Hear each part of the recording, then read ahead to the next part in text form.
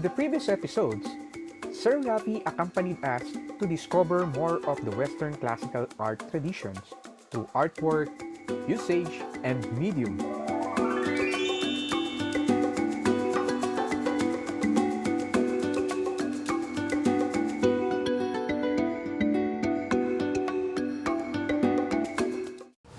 Good day, everyone!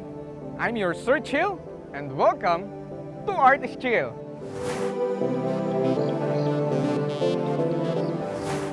We are now on the next level of our adventure to complete the symbols in our medallion. During 300 years of Spanish colonization, Western influences were seen in Philippine art forms such as painting, sculpture, and architecture.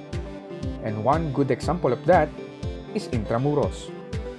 The walled city of Intramuros was built by the Spaniards some 400 years ago as their political and military base in Asia. And it is one of the most famous historical landmarks here in Manila. Today, as the tour continues, another art amazing experience awaits you as we unveil more artworks guided by techniques and style and appreciate the influence of iconic artists in the Western classical art traditions. But before we go, I prepared an activity that will activate your creative minds. This is Fact or Bluff. If the statement is right or correct, you say fact. But if the statement is wrong or incorrect, you say bluff. Are you ready? Let's go! Fact or bluff? Number 1. Hieroglyphics show traces of Arabized influence.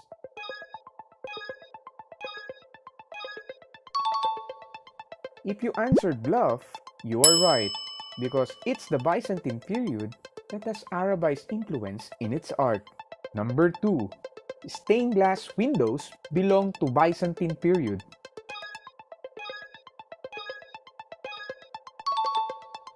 If your answer is bluff, you are right. Stained glass windows emerged during the Gothic period. Number 3. In the Byzantine period, animals were used as symbols.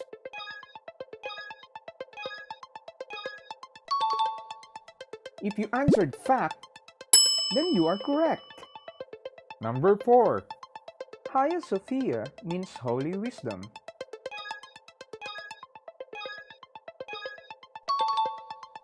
It's a fact. Very good. Number 5. Doorway of Romanesque churches are often designed with pointed arch.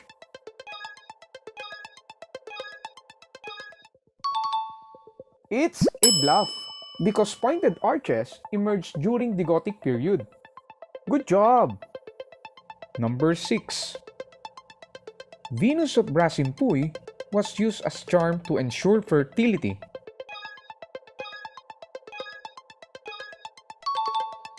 If your answer is bluff, you got it! Number 7. Paintings during classical Greek era were commonly found in vases, panels, and tombs.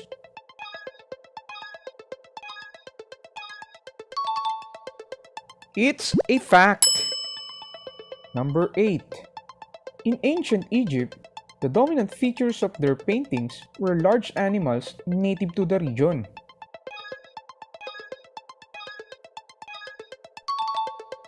The correct answer is bluff. Paintings from ancient Egypt were focused on life after death and the preservation of knowledge from the past. Number 9. The Great Hall of the Bulls belongs to the Byzantine art.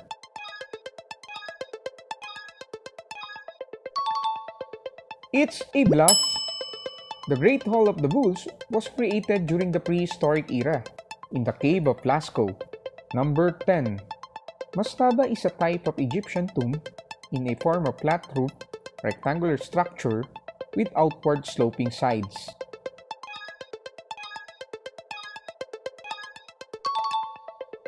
If you answered fact, you are right.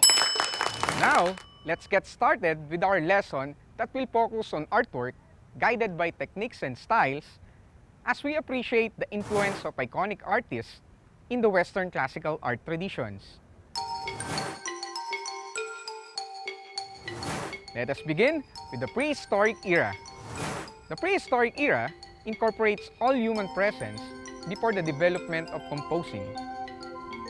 The craftsmanship is just one piece of information alongside fossils, dust, and different finds that leads to the comprehension of early human life and culture. Their compositions were found inside the caves, which may have been their way of communicating with each other. These paintings may be more of an artifact of archaeological evidence than a picture of humans' first created art. The dominant features in the painting were large animals native to the region. The art in Lascaux was both painted on and engraved into the uneven walls of the cave.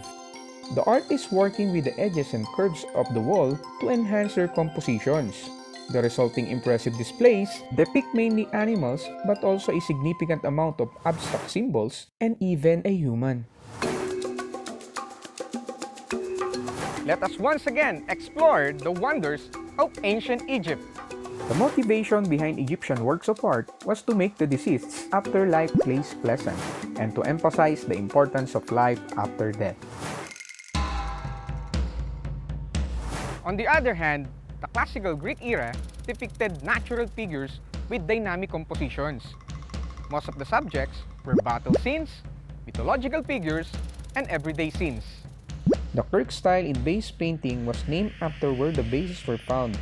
This comes with different shapes like Philite, Lecanis, and Lebes Kamikos. They use a technique called polychromy, a combination of different colors, especially the brilliant ones, in an artistic manner. In Rome, the majority of the artworks were replicated or imitated from the Hellenic Greek period. The fresco technique was utilized in splendidly hued foundations.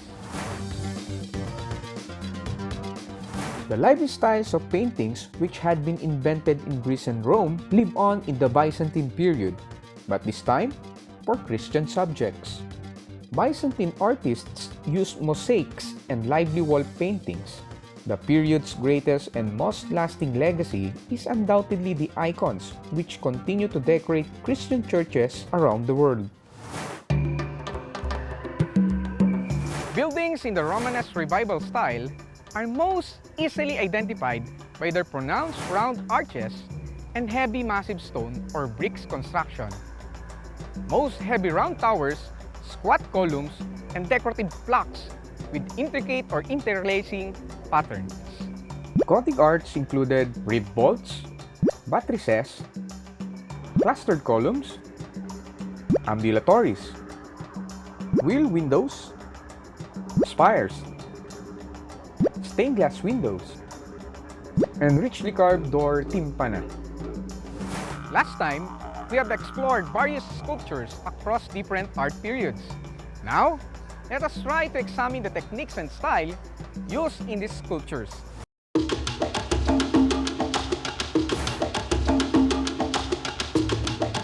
In prehistoric sculptures, they used mammoth bone and ivory in their carving, as well as more perishable woods. In addition to bone and wood, artists also sculpted in stone, especially softer varieties like limestone. The material used were quite diverse, varying according to the region and locality. Ancient Egyptian sculpture was closely associated with Egyptian architecture and mostly concerned the temple and the funeral tomb. Sculptors were also employed for wall reliefs, the capitals of columns, colossal figures guarding the pylons, and for long avenues of sphinxes. Early Greek figures were tense and firm. Their bodies were hidden within enfolding robes. After 3 centuries, Greek models had at long last advanced and indicated all the purposes of human life system and extent. Roman sculptures were made mostly of monumental terracotta. They did not attempt to compete with the freestanding Greek works of history or mythology, but rather they produced reliefs into great Roman triumphal columns with continuous narrative reliefs around. The Byzantine sculpture in the early days was more like an extension of Hellenistic art, where portraits of great impact and aesthetics drama were produced. Sculptures underwent changes very similar to those in architecture. Most Romanesque sculpture is pictorial and biblical in subject. The subject matter was overwhelmingly religious, although secular themes turned up in surprising places. Gothic sculpture is independent of architectural ornament and were primarily created as devotional objects for the home or intended as donation for local churches. Although small reliefs in ivory, bone and wood cover both religious and secular subjects. This time, let us try to study the techniques and styles used in architecture from the different art periods. During the prehistoric era, architectural design was based on megaliths or big rocks, which were probably intended for burials. Egyptian architecture was developed in 3000 BC and was characterized by post and lintel construction. Massive walls covered with hieroglyphics and pictorial carving, flat roofs and structures such as the mastaba, obelisk, pylons, and the pyramids. And their houses were built of clay or baked bricks. While classical Greek, architecture is best represented by substantially intact ruins of temples and open-air theaters. The architectural style of classical Greece can be divided into three separate orders: the Doric, Ionic, and the Corinthian. Roman architecture is also known as the Concrete Revolution. This included amphitheaters, aqueducts, baths, bridges, circuses, dams, domes, harbors, temples, and theaters. When it comes to the Byzantine era, a central feature of their sculptures was Orthodox Christianity. Hagia Sophia was the most famous and the most spectacular example of Byzantine architecture. Romanesque architecture is known by its massive quality, thick walls, round arches, sturdy pillars, barrel vaults, large towers, and decorative arcading. The most fundamental element of Gothic architecture is the pointed arch, which was likely borrowed from Islamic architecture that would have been seen in Spain at this time. Now that we have experienced artworks guided by techniques and style, and appreciate the influence of iconic artists in the Western classical art tradition, it is time to get your hands working and unleash the great artist in you. Today, we are going to create an artwork inspired by the Gothic era, which is stained glass window. You don't only see them in churches, but we can also see them in different houses as part of the design that gives beauty and brings more light inside the structure. Are you ready? Step 1. Prepare all the materials needed: 1/8 illustration board, pencil, marker, glue, cutter, scissors, and cellophane with 3 to 4 different colors. Step 2. Draw your subject in the illustration board using your pencil.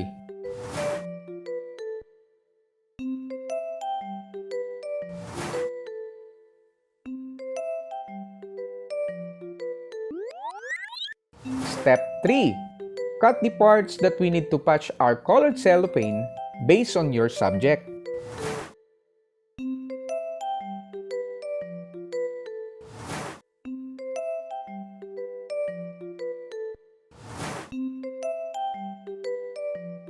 Step 4. Attach the colored cellophane using glue to your design.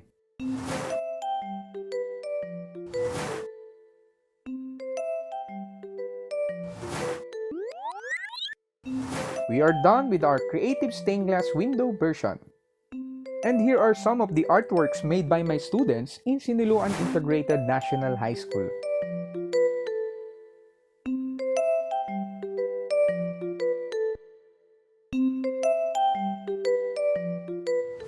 Did you know that we have our own version of stained glass here in the Philippines?